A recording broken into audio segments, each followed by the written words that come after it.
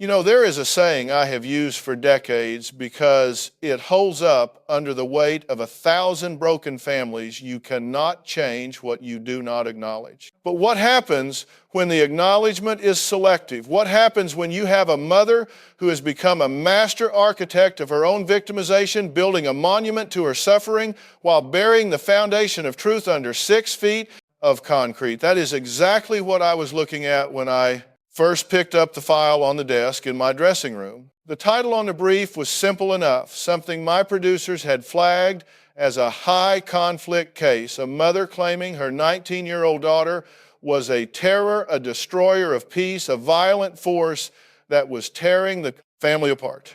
But as I flipped through the pages reading the transcripts of the pre-interviews, I felt that familiar itch in the back of my neck. It's the instinct you develop after sitting in that chair for over 20 years. The math wasn't adding up. The mother, Brenda, had a story that was too polished, too rehearsed, and suspiciously devoid of her own accountability, while the daughter, Sarah, was described not just as angry, but as explosive. Rage doesn't grow in a vacuum. You don't get a child acting out with that level of vitriol unless they are reacting to something profound. I walked out of my dressing room and down the hallway toward the stage, my mind already working through the geometry of the relationship I was about to dissect. The producers had told me that backstage the tension was thick enough to cut with a knife. Brenda was apparently weeping in makeup, telling anyone who would listen how afraid she was, how much she loved her daughter, and how she just wanted her little girl back. Meanwhile, Sarah was sitting in a separate green room, stone-faced, refusing to speak to the staff, except to say one thing: she's lying. Now, I hear that a lot. Everybody thinks the other person is lying. But there was a specific quality to Sarah's silence that intrigued me. Usually the problem child is loud, defensive, and desperate to control the narrative. Sarah wasn't trying to control anything. She was waiting. That told me she held a card she hadn't played yet, and she was waiting for me to deal the hand. When I walked onto the stage and the applause died down, I took my seat and looked over at Brenda. She was the picture of maternal distress tissues in hand posture, slumped just enough to invite sympathy, but upright enough to show resilience. She was a handsome woman, well-dressed, clearly someone who cared about appearances. Then I looked at Sarah. She was sitting as far away from her mother as the love seat would allow, arms crossed tight over her chest, jaw set, eyes staring holes into the floor. She looked like a cornered animal, but one that was ready to bite. I started where I always start, with the person who asked for the help. I turned to Brenda and asked her to tell me why she wrote that letter. Brenda didn't hesitate. She launched into a litany of offenses that would make your head spin. She talked about Sarah stealing money from her purse, about the holes punched in the drywall, about the nights Sarah didn't come home and the screaming matches that woke the neighbors. She painted a picture of a life under siege. She said she felt like a hostage in her own home, walking on eggshells around a tyrant who had no respect for authority, no gratitude for the roof over her head, and no moral compass. I have given her everything, doctor. Phil, Brenda said, her voice trembling just right. I have paid for therapy. I have bought her a car. I have bailed her out of trouble more times than I can count. And in return, I get abuse. I get hatred. She calls me names that I can't even repeat on television. I let her talk. I let her lay it all out there because I needed to see the full scope of the narrative she had constructed. I needed to see how much of this was genuine pain and how much of it was performance. And make no mistake, there was pain there, but the source of it was murky. As Brenda spoke, I kept a side eye on Sarah. She didn't interrupt. She didn't roll her eyes. She just clenched her jaw tighter and tighter until I thought her teeth might crack. When Brenda finally paused to wipe a tear, I leaned in. I asked her, Brenda, you've told me what she does. You've told me how she acts. But you haven't told me why. What is your theory on why your daughter, who you say was a sweet child until about 5 years ago, suddenly turned into this person? Brenda looked at me with wide, innocent eyes and shook her head. I don't know, she said. I truly don't know. Maybe it's genetic. Her father had a temper. Maybe it's the friends she hangs out with. I have racked my brain, doctor. Phil trying to figure out where I went wrong, but I just love her. That's my only crime. I love her too much. That right there, that was the tell. I love her too much. When a parent tells me their only flaw is loving too much while their child is sitting 5 feet away looking like they want to burn the studio down, I know we are dealing with a distortion field. I turned my chair towards Sarah. The audience was quiet, waiting for the explosion. They expected her to start screaming, to deny the stealing, to call her mother a liar about the car or the money. Sarah, I said, keeping my voice low and level, you've heard what your mother said. She says you're out of control. She says she's the victim here. How do you see it? Sarah finally looked up. Her eyes were red-rimmed but dry. She looked at me, then she looked at her mother with a look of such pure, unadulterated loathing that it chilled the room. She tells everyone I'm the problem, Sarah said, her voice surprisingly steady. She tells the neighbors, she tells the family, she tells you, but she never tells you what she did. I saw Brenda stiffen. It was subtle, a quick tightening of the shoulders, a flicker of panic in the eyes that she quickly masked with confusion. Sarah, please, Brenda pleaded. Don't start making things up again. I'm listening. I said to Sarah, ignoring Brenda, what is it that she never tells people? Sarah took a breath, and for a second, I saw the little girl inside the angry young woman. I saw the vulnerability she had been protecting with all that rage. She talks about how I started acting out 5 years ago, Sarah said. She talks about the day I changed. But she skips the day before that. She skips the part about where she was and who she was with and what she made me do to cover for her. Brenda interrupted then, her voice rising, losing that soft, victimized timbre. Dr. Phil, this is part of her illness. She invents these stories to justify her behavior. She's delusional. We've had psychiatrists tell us she has oppositional defiant disorder. She lies to hurt me. I held up a hand to stop Brenda. I understand that's your position, Brenda, but right now I want to hear her delusion. If it's a lie, it'll fall apart under scrutiny. Truth has a way of rising to the top. So let her speak. I looked back at Sarah. Go ahead. What happened 5 years ago? This is the moment where the dynamic shifts. In family systems theory, we talk about the identified patient. That's the family member who carries the symptoms for the entire dysfunctional group. The family points the finger at them and says, fix him and we'll be fine. But usually that person is just the canary in the coal mine. Sarah was the canary and she was suffocating. She was having an affair, Sarah said. The words hung in the air. She was seeing my dad's business partner, and I found them. I walked in on them in our guest house. Brenda let out a gasp that sounded theatrical.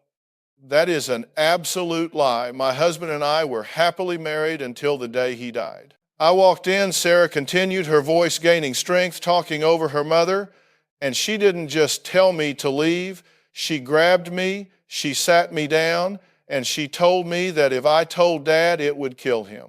She said his heart was weak, which it was, and that if I opened my mouth, I would be the one murdering him. She made me promise. She made me carry that for 2 years until he died. I looked at Brenda. Her face had gone from sorrowful to a mask of cold fury. She is sick, Brenda hissed. She is a sick, twisting liar. And then Sarah said, pointing a shaking finger at her mother, when Dad died, she played the grieving widow.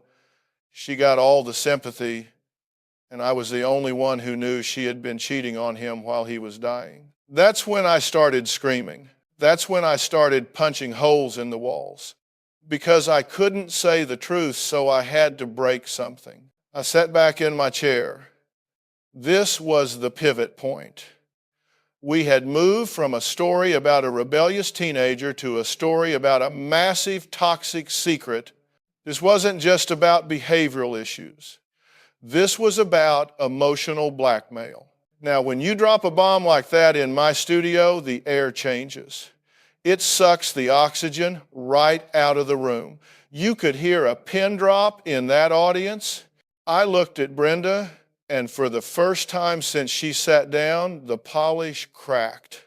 It wasn't an admission. People like Brenda don't admit things just because they've been caught. They double down, but it was a flicker of genuine fear. She wasn't afraid of her daughter's anger anymore. She was afraid of her daughter's truth.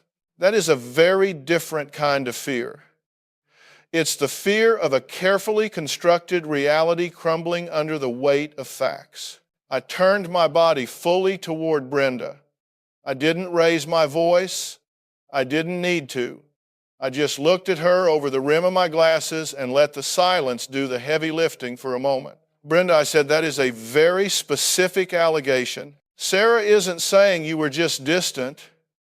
She isn't saying you were just mean. She is giving me a time, a place, a person, and a specific conversation where you allegedly placed the burden of your husband's life on a 14-year-old girl's shoulders.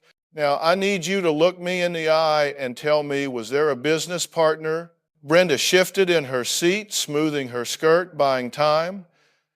Yes, my husband had a partner. His name was Gary, but he was a family friend, Dr. Phil. Sarah has twisted a friendship into something sordid because she wants to hurt me. She knows Gary was close to us, so she uses him as a weapon. So Gary existed, I said, nodding. And was Gary at the guest house? He came over for meetings. Brenda snapped her voice shrill. My husband was sick. He couldn't go to the office. Gary came to us. Sarah is taking innocent moments and perverting them. I spun back to Sarah. You heard her. She says it was a meeting. What did you see? Sarah didn't flinch. I saw them kissing. I saw his hand on her. And when they saw me, Gary turned white and ran out the back door. Mom didn't run. She walked right up to me, grabbed my upper arm so hard she left bruises and looked me in the eye. I remember her perfume. It was that heavy gardenia scent she used to wear. It made me sick then, and it makes me sick now. She said, your father has a heart condition.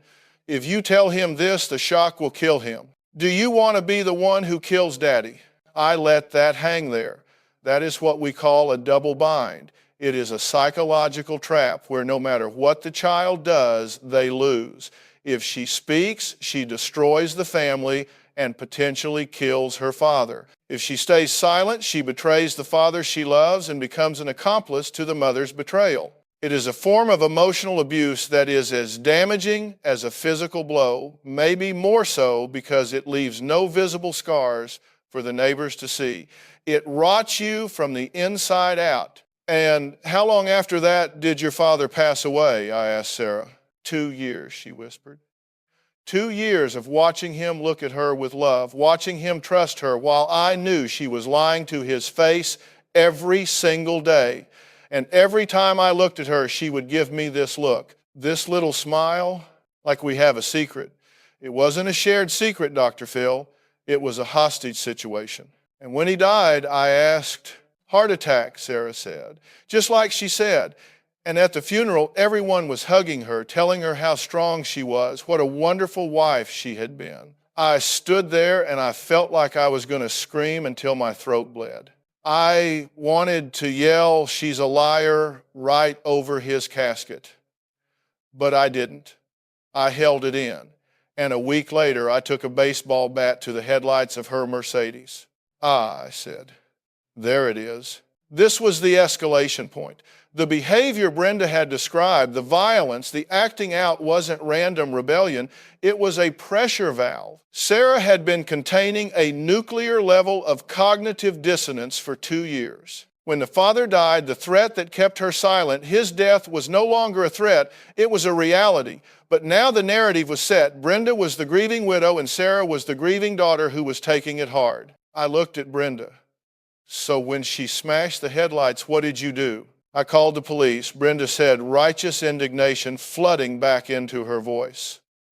I was terrified. I thought, if she can do that to a car, what will she do to me? I had her committed for a 72-hour observation. I had to protect myself, Dr. Phil. She was out of control. You had her committed. I repeated, letting the words sink in. Sarah, what happened in the hospital? They asked me why I was so angry, Sarah said, a bitter laugh escaping her lips. I told the doctors about the affair. I told them about the threat. And you know what happened? Mom came in and told them I was having paranoid delusions. She told them I had been making up stories since I was a kid. She charmed them, Dr. Phil, just like she charms everyone. So they put me on mood stabilizers and sent me home with a diagnosis of unspecified mood disorder. She used the medical system to discredit me so that if I ever told the truth, no one would believe me. This is a dynamic I have seen more times than I care to count, but it never stops making my blood boil. It is called gaslighting by proxy. You don't just tell the victim they are crazy. You get authority figures, doctors, teachers, police to agree with you. You build a dossier of insanity around the truth teller so that the truth becomes a symptom of their illness. Brenda, I said, leaning forward, did you tell the doctors that Sarah was delusional? Because she was, Brenda insisted. She was screaming about affairs and secrets that didn't exist. What else would you call that? I was trying to get her help. I put her in therapy. I spent thousands of dollars on psychiatrists. Did you go to therapy with her, I asked. No, Brenda said, looking offended. She was the one smashing cars. She was the one failing out of school. I wasn't the problem. I was the one paying the bills. There is a rule in life, I said, addressing the audience but keeping my eyes on Brenda. People who have nothing to hide, hide nothing. And people who are genuinely confused by their child's behavior are usually desperate to look at their own role in it. They come in here and say, Dr. Phil, tell me what I did wrong. Did I spoil her? Was I too strict? They search for answers. You, Brenda, you aren't searching for answers. You are searching for validation. You want me to sign off on your diagnosis of your daughter so you can go back home and tell the neighbors. See, even Dr. Phil thinks she's the problem. Brenda's mouth tightened into a thin line. I came here for help, she said coldly, not to be attacked. You came here to have me fix your broken appliance, I countered. But Sarah isn't a toaster. She's a human being who has been carrying your luggage for 5 years. And let me tell you something else about the timeline. Sarah, you said you started acting out right after your dad died. Brenda, you said that's when she became impossible. That tells me that the grief and the anger are inextricably linked. Sarah, did you ever try to tell anyone else, an aunt, a grandparent? I tried to tell my grandmother, Sarah said, her voice trembling, my dad's mom. About a month after the funeral, I went to her house and I sat her down. I started to say, Grandma, there's something you need to know about Mom. And before I could finish, Grandma stopped me. She said, Sarah, your mother has been a saint through all of this. I don't want to hear a bad word about her. She cared for my son until his last breath. Mom had gotten to her first. She had already planted the seed that I was troubled and resentful. She cut off my escape routes before I even started running. I looked at the file in my hand.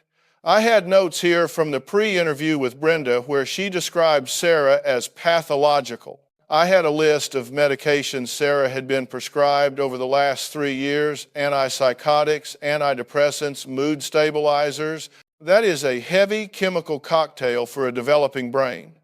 And if the root cause isn't chemical but situational, those pills aren't a cure, they are a muzzle. So here we are, I said. We have a 19-year-old girl who is labeled as the black sheep, the problem child, the crazy one. And we have a mother who is the saint, the provider, the martyr, but the math doesn't work. Because if you look at the behavior, Sarah isn't acting crazy, she is acting angry. And anger is a secondary emotion. It is a reaction to hurt, to fear, or to frustration. Sarah, tell me about the money. Brenda had mentioned stealing in the intro. She stole $5,000 from my safe. Brenda interjected quickly. She broke into my safe and took cash. That is a felony, Dr. Phil. I didn't press charges because I'm her mother, but maybe I should have. I took the money, Sarah admitted. She didn't look ashamed. She looked defiant. Why, I asked. I was going to hire a private investigator, Sarah said. I wanted to find Gary. I wanted to find proof. I figured if I had a picture or a text message or something, I could slam it on the table and make everyone stop looking at me like I was insane. I didn't want the money for clothes or drugs. I wanted to buy my sanity back. You see, Brenda threw her hands up.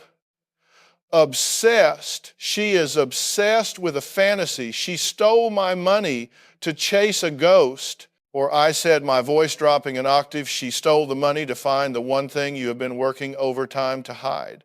You see, Brenda, if Sarah is delusional, finding Gary wouldn't hurt you. If Gary is just a friend, finding him would just prove you right. So why are you so angry that she tried to find him? Brenda froze. It was a small trap, but she walked right into it. If the story was false, an investigation would exonerate her. Her anger at the investigation betrayed her knowledge of what that investigation would find. I am angry because she is a thief, Brenda shouted, standing up now. I am angry because I have done everything for her. I have sacrificed my life for her. Sit down, I said. It wasn't a request. Sit down, Brenda. We are not done. We are just getting started. Because I have a question about Gary. You said he was a family friend. You said he came over for meetings. Sarah says he was your lover. That is a binary situation. It's a 1 or a 0. It's true or it's false. There is no middle ground here. And lucky for us, my team is very good at finding people. Brenda's face went pale. The color drained out of her cheeks so fast I thought she might faint. This was the moment the escalation peaked. We had moved past the backstory, past the accusations, and we were standing on the precipice of the confrontation. The ghost Sarah had been chasing was about to become very real. You could hear the hum of the studio lights. That is how quiet it got. Brenda stared at me, her eyes darting left and right like she was looking for an exit sign, but she was trapped in the center of the stage under the glare with nowhere to hide. Sarah, on the other hand, sat up straighter. For the first time, hope flickered across her face, not happiness, but the grim satisfaction of a soldier who sees reinforcements arriving on the horizon. Gary, I said, looking down at my notes, again, though I didn't need to, I knew the name, Gary Miller. Is that his name, Brenda? She didn't answer. She just stared at me, her mouth slightly open, her chest rising and falling in rapid, shallow breaths. My producers reached out to Gary Miller. I continued, my voice steady and deliberate. We told him about the show. We told him about the allegations Sarah has been making for 5 years. We told him that a young woman's sanity was on trial here and that he held the key to the verdict. I paused. Television is about timing, but therapy is about pressure. I needed the pressure to build until the truth was the only release valve left. Now, Gary didn't want to come on the show, I said. He's a private man. He's married. He has children of his own. He has a reputation to protect, just like you, Brenda. But when we told him that Sarah had been hospitalized, that she had been medicated, that she had been branded as mentally ill because of what she claimed she saw, well, it turns out Gary has a conscience.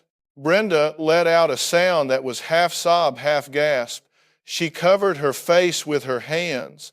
Sarah turned to look at the screen behind us, her body tense as a bowstring. We have a statement from Gary, I said, and we have something else. We have a timeline.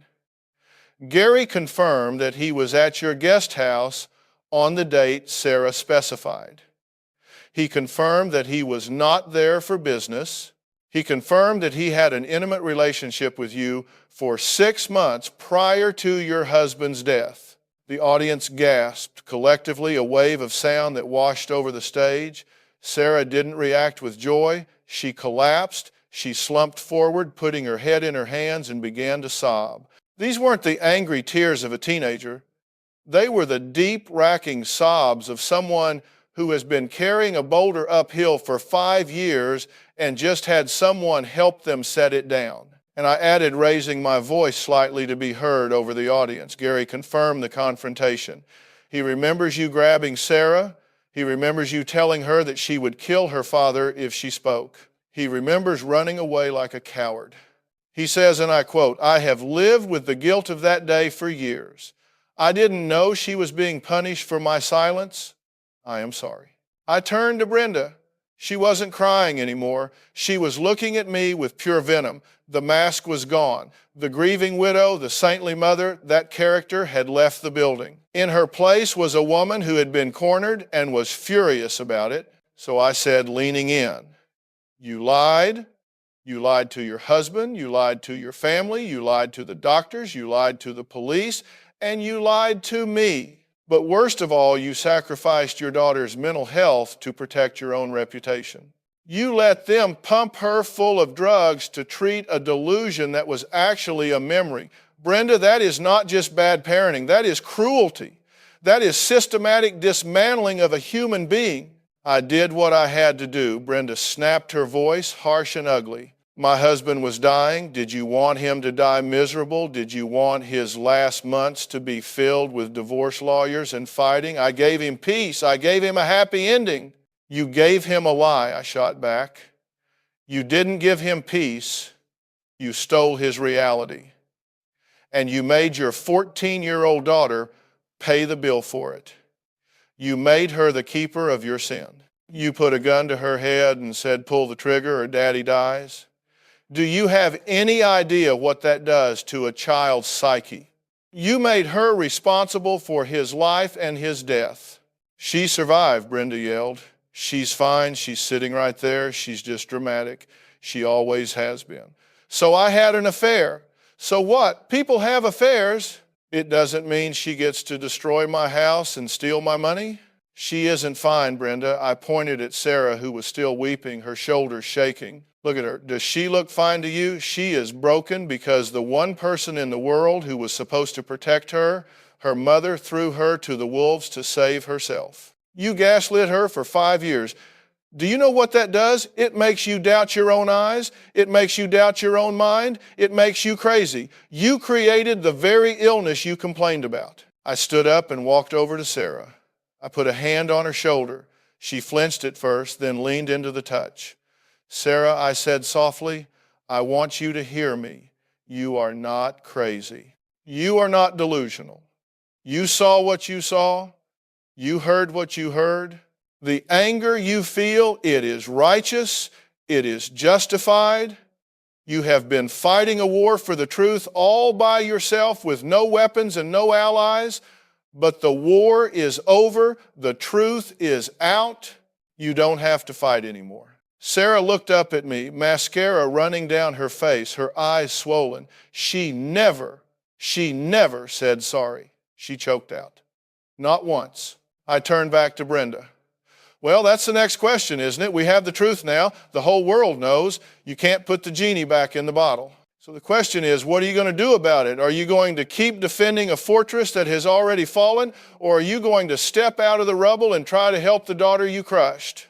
Brenda looked at the audience who were staring at her with judgment. She looked at the cameras. She looked at Sarah. I could see the wheels turning. She was calculating. Was she calculating an apology, or was she calculating a new spin? I was protecting the family. Brenda stammered, her voice losing its edge, trying to find that victim frequency again. I didn't mean to hurt her. Things got out of hand. Gary took advantage of me. I was vulnerable. My husband was sick. Stop, I said. Just stop. Do not blame Gary. Do not blame the sickness. This isn't about why you had the affair. I don't care about the affair. Adults make mistakes. This is about what you did to her. This is about the cover-up. The cover-up is always worse than the crime, Brenda. You need to look at her and own it. No buts, no because. Can you do that? Can you look your daughter in the eye and say, I lied and I hurt you to save myself? Brenda looked at Sarah. Sarah looked back, waiting. The silence stretched out, taut and painful. I'm sorry you felt hurt, Brenda said. The audience groaned. I shook my head. No, that is not an apology. That is a deflection. I'm sorry you felt hurt puts the responsibility on her feelings, not your actions. Try again. I did this. Can you say those 3 words? Brenda's lip quivered. She looked down at her hands. I lied, she whispered. It was barely audible. Louder, I said.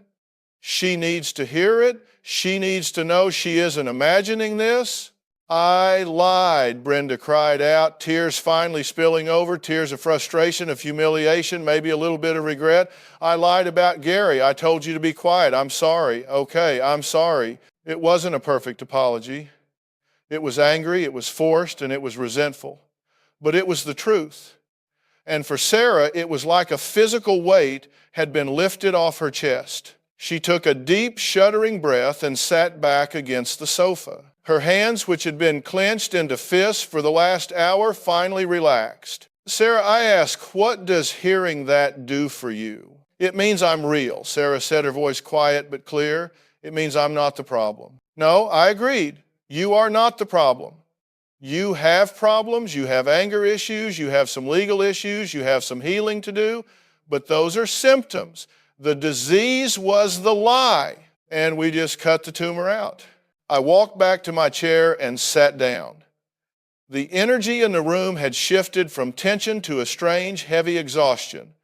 The confrontation was over, but the aftermath was just beginning. You can't blow up a family's foundation and expect them to just walk home and have dinner. We had to figure out where they went from here. Now, I said, looking at both of them, here is the reality. Brenda, you have destroyed the trust in this relationship. It is gone, burnt to the ground. You cannot demand respect from her. You cannot demand obedience. You have lost that standing. If you want a relationship with your daughter, you are going to have to earn it back from scratch. And it is going to take a long time. It starts with you dropping the act. No more perfect mother.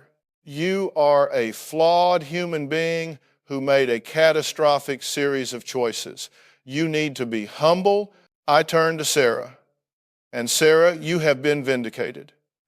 But vindication doesn't fix your life. You have spent 5 years defined by your anger at her. If you keep holding on to that anger now that the truth is out, it will stop being a shield and start being a cage. You have a right to be angry, but you also have a responsibility to yourself to build a life that isn't about her. You need to figure out who Sarah is when she isn't fighting a war. I don't know who that is, Sarah admitted, looking vulnerable again. I've been fighting for so long. That's why we're here, I said. I have arranged for you to go to a facility, not a hospital, not a psych ward, a retreat, a place where they specialize in trauma and family dynamics. I want you to go there to decompress, to get off the unnecessary meds under supervision, and to find your baseline again. And Brenda, I want you to get individual therapy, real therapy, not to validate you, but to challenge you, to figure out why you were willing to sacrifice your child to protect your image. I'll go, Sarah said immediately. I need to get away from her. I understand, I said. And you, I looked at Brenda. Are you willing to do the work, Brenda, or is this just another performance? Brenda wiped her face, her makeup smeared, her composure gone. She looked older, now tired. I don't want to lose her, she said. I don't have anyone else. If therapy is what it takes, I'll do it. It's not about what you want anymore, I told her. It's about what she needs. And right now, she needs space and she needs the truth. You gave her the truth today. Now give her the space. I turned to the audience. This is a classic example of how secrets make you sick. We think we are protecting people by lying, but we are usually just protecting ourselves. And the cost is always paid by the most vulnerable person in the room. Sarah paid the price for her mother's choices. But today, the ledger is balanced. The debt is called in. I looked back at Sarah one last time. She wasn't smiling, but her eyes were clear. The haunted look was gone. She looked like a survivor. We're going to get you out of here, I told her. We're going to get you on a plane tonight. Your life starts now. You know, when the camera's cut and the studio audience files out, the silence backstage is heavy. It has a different texture than the silence on stage. On stage, silence is suspense. Backstage, it's aftermath. I watched Sarah walk off the set, flanked by one of my producers. She looked lighter, physically lighter, as if she had shed 50 pounds of invisible armor. Brenda, on the other hand, sat in her chair for a moment longer, looking at the empty space where her daughter had been. She looked small. The grandeur of her martyrdom had evaporated, leaving behind just a woman who had gambled everything on a lie and lost. I went back to my dressing room to debrief with the team, but my mind kept replaying that moment of confrontation. It's rare you get a confession that clean, that raw. Usually people dance around it until the bitter end. Brenda's admission I lied was a breakage. It was the sound of a dam bursting. But now comes the hard part. The show is the emergency surgery. What follows is the long, painful rehabilitation. A few weeks later, I got the first report from the facility where we sent Sarah. It was a place in Arizona, out in the desert, quiet, open skies, no noise. The therapist there told me the first few days were rough. Detox is never pretty, and I'm not just talking about the meds. Sarah was detoxing from the adrenaline of the fight. When you've been in survival mode for 5 years, peace feels suspicious, quiet feels like a trap. She spent the first 3 days sleeping, just crashing hard as her body realized it didn't need to be ready for battle every second of the day. But then something shifted. The report said she started talking in group sessions. Not screaming, not accusing, talking. She talked about her dad. She grieved him for the first time properly. Before, her grief had been hijacked by the secret. She hadn't been allowed to just miss him because every memory was tainted by what she knew. Now, with the truth out in the open, she could reclaim her father. She could remember him without the shadow of her mother's betrayal looming over it. That is a massive breakthrough. I also received updates on Brenda. We had set her up with a therapist in her hometown, Dr. Evans, a no-nonsense woman who I knew wouldn't let Brenda charm her way out of accountability. The early sessions were predictable. Brenda spent a lot of time trying to relitigate the past, trying to explain the nuance of her affair, trying to paint herself as a victim of a loveless marriage. Dr. Evans wasn't buying it. She kept bringing Brenda back to the core issue, the manipulation of her child. Dr. Phil, Dr. Evans told me on the phone she is struggling with the concept of the villain. In her own story, she is always the heroine. Accepting that she was the antagonist in her daughter's life is causing a lot of cognitive dissonance. Keep pressing, I said. She doesn't get to be the heroine this time. She has to be the mother. And sometimes being a mother means admitting you failed. About 2 months in, we arranged a video call between Sarah and Brenda. This wasn't a reunion, it was a check-in. I wanted to see if the dynamic had shifted. I sat in on the call from my office. On the screen, Sarah looked different. Her hair was pulled back, her skin was clear, and she was wearing a simple t-shirt. She looked her age 19 going on 20, not like a hardened criminal. Brenda looked nervous. She was dressed up, hair perfect, but her eyes were anxious. "Hi, Sarah," Brenda said, her voice tentative. "Hi, Mom," Sarah replied. There was no warmth, but no venom either. Just a neutral acknowledgement. "They tell me you're doing well," Brenda said. I'm glad to hear that." "I am," Sarah said. "I'm learning a lot. I'm learning that I'm not responsible for your choices." Brenda flinched. It was a direct hit, but a fair one. "I know," Brenda said, looking down.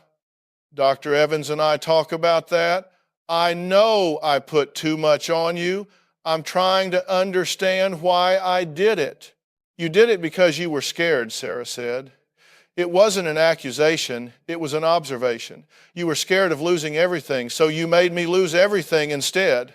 Brenda started to cry, but this time she didn't wipe the tears away or look at the camera for sympathy. She just let them fall. "I am so sorry, Sarah. I miss you. The house is so empty." "The house was empty when I was there," Mom Sarah said. "It was full of secrets. I don't miss the house."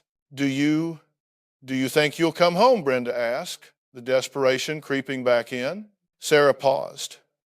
She looked off camera for a second, gathering her thoughts. "No," she said, "not for a long time. I'm going to apply to college out here. I want to study psychology." Funny, right? But I figure I have a head start on understanding how people's minds work, Brenda looked devastated. But where will you live? Who will take care of you? I'll take care of me, Sarah said firmly. And that's a good thing, Mom. You need to learn how to be alone. You need to learn how to be okay with yourself without using someone else as a crutch. I watched this exchange with a sense of pride. This is what we call differentiation. Sarah was finally separating her identity from her mother. She was no longer Brenda's daughter or the problem child. She was Sarah. And by setting that boundary, by refusing to come back to the scene of the crime, she was protecting her recovery. Brenda, to her credit, didn't argue. She nodded, swallowing hard. Okay, she whispered, if that's what you need, I'll support that. That's all I want, Sarah said. Just support the truth. Don't rewrite it anymore. The call ended, and I leaned back in my chair. This wasn't a fairy tale ending. They weren't hugging. They weren't going shopping together. But it was a real ending. It was grounded in reality. The relationship was altered forever, maybe damaged beyond full repair, but the toxicity had been drained. Sarah was free. And Brenda was finally, for the first time in years, facing herself in the mirror without a filter. 6 months later, I got a letter from Sarah. It was handwritten on college stationery. She told me she had been accepted into a program at a state university in Arizona. She was working part-time at a library. She was dating a nice guy who knew her story and didn't judge her. She said she still had nightmares, sometimes nightmares about the guest house, about the smell of gardenias, but they were getting fewer and farther between. The best part, she wrote, is that when I wake up, I know I'm awake. I don't have to wonder if I'm imagining things. I trust my own mind again. Thank you for giving me that back. I also heard from Dr. Evans regarding Brenda. It was a slower road. Brenda had struggled with depression once the reality of her solitude set in. Without Sarah to focus on, without a problem to fix or a villain to fight, she felt purposeless. But slowly she was starting to build a life that wasn't based on performance. She had joined a book club. She was volunteering at a shelter, ironically or perhaps fittingly. She was learning to exist without an audience. The outcome here falls into what I call realistic growth. It's not the outcome A, where everyone hugs and cries and everything is perfect. It's outcome B with a twist. The family unit didn't survive in its old form. It couldn't, because that form was built on rot. It had to die so the individuals could survive. Sarah broke the cycle. She refused to carry the generational trauma forward. She stopped the buck. And that brings me back to the central theme of this entire ordeal, truth. Truth is a messy, violent, disruptive force. It destroys comforting illusions. It tears down facades. But it is the only solid ground upon which you can build a life. Brenda tried to build a castle on a swamp of lies, and she was surprised when it sank. Sarah, forced to live in the swamp, finally clawed her way to dry land. As I closed the file on this case, I thought about the thousands of other families out there living in similar silences. The parents who whisper, the children who carry the weight, the secrets that fester behind closed doors. We think we can manage the truth, ration it out like medicine, but truth isn't medicine, it's gravity. It's always there pulling on you, whether you acknowledge it or not. Sarah's story is a reminder that you are only as sick as your secrets. And the cure isn't a pill or a therapy session or a TV show. The cure is the courage to speak the thing that you are most afraid to say. Sarah found that courage. She paid a high price for it, but she bought her freedom. And in the end, that's the only thing worth buying. There is one final aspect of this case that I haven't touched on yet, and it is perhaps the most critical piece of the puzzle. It is the concept of forgiveness. Now, people misunderstand forgiveness all the time. They think it means saying what happened was okay. They think it means reconciliation. They think it means opening the door and letting the person who hurt you walk right back in to do it again. But that is not what I wanted for Sarah, and it is certainly not what she found out there in the Arizona desert. Forgiveness is giving up the hope that the past could have been any different. It is accepting that the affair happened, the lies were told, the gaslighting occurred, and the childhood was stolen. It is accepting all of that as historical fact, filing it away, and refusing to let it dictate your future. Sarah didn't forgive Brenda for Brenda's sake. She didn't do it to absolve her mother of guilt. She did it to evict her mother from her head. For 5 years, Brenda had been living rent-free in Sarah's mind, controlling her emotions, her reactions, and her self-worth. By accepting the truth and moving on, Sarah finally served the eviction notice. I remember thinking about this as I drove home the night after receiving Sarah's letter. I thought about the ghost of the father. In all the noise about the affair and the money and the car, the man himself, the husband, the father, had been reduced to a prop in Brenda's play. But by exposing the lie, Sarah had actually performed an act of profound love for her father. She had cleared his name. She had ensured that his memory wasn't based on a falsehood. He wasn't just the man who died of a broken heart. He was the man whose daughter loved him enough to burn her own life down to find the truth about him. That is a legacy. It is a tragic one, but it is real. And what about Brenda? I have seen many people like her over the years. They are the architects of their own isolation. They build walls of deception to keep people out, to hide their flaws, to maintain an image of perfection. But walls that keep others out also keep you in. Brenda is currently living inside the fortress she built. It is a lonely place. Dr. Evans tells me that Brenda is still struggling with the silence. She fills her days with busyness because when she stops, she has to think. And when she thinks she has to face the reality that she chose a dead lover over a living daughter, that is a hard pill to swallow, and it's one she will be choking on for the rest of her life. But there is hope even for Brenda. The fact that she didn't fight Sarah's decision to stay in Arizona is a start. It shows a flicker of respect for Sarah's autonomy. Maybe, just maybe, in 5 or 10 years they can meet for coffee. They will never be best friends. They will never have that Gilmore Girls dynamic that Brenda probably fantasized about, but they might be able to sit across from each other as 2 adult women who survived a shipwreck. That is the best case scenario, and in my line of work, sometimes the best case scenario is just survival. This story also serves as a warning. It is a warning to every parent who thinks they can curate their child's reality. Kids are intuitive. They are Geiger counters for truth. You might think you are hiding the tension, the affair, the addiction, or the financial ruin, but they feel the radiation. And when what they feel contradicts what you tell them, you create a fracture in their psyche. You teach them not to trust their own gut. You teach them that their perception of reality is flawed. That is a dangerous lesson to teach a child.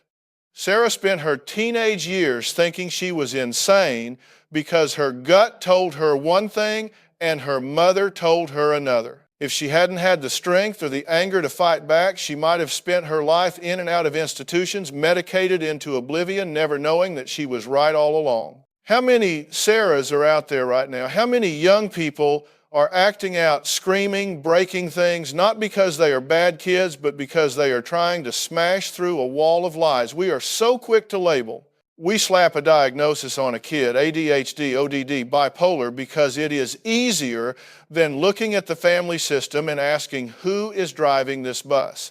In this case, the bus was being driven by a mother who was asleep at the wheel, dreaming of a perfect life while she drove them all off a cliff. But we pulled them out of the wreckage, we dusted them off, we set the bones, and now they are walking on their own paths. They are limping, sure. You don't go through something like that without a limp. But they are moving forward, and that is what matters. Life is not about avoiding the fall. It is about how you get up. Sarah got up. She stood tall. She looked the monster in the eye and realized the monster was just a scared woman with a secret. As I wrap this up, I want to go back to something I told Sarah on that stage. I told her, you are not the problem. If you take nothing else away from this story, take that If you are living in a situation where you are the scapegoat, where you are the one carrying the burden for everyone else's dysfunction, you need to put it down. It is not yours to carry. You cannot fix a family that is committed to being broken. You can only save yourself. Sarah saved herself. It took a village, it took a TV show, a team of producers, a private investigator, and a treatment facility, but ultimately the will to survive came from her. I keep Sarah's letter in my desk drawer. I look at it sometimes when I have a particularly tough case, when I have a guest who just won't get it, who just won't budge. I look at that neat collegiate handwriting and I remind myself that the truth always wins. It might take 5 years. It might take a lifetime, but it always wins. It pushes through the concrete like a dandelion. It is relentless. So to Sarah, wherever you are in the Arizona heat, I hope you are reading this. I hope you are studying hard.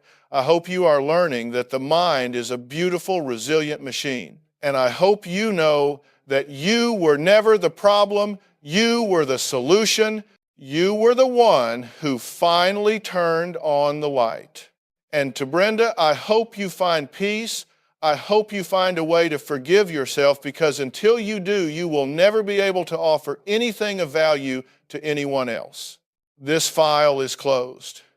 The stage is dark, but the lesson remains. We are only as sick as our secrets, and the only way out is through.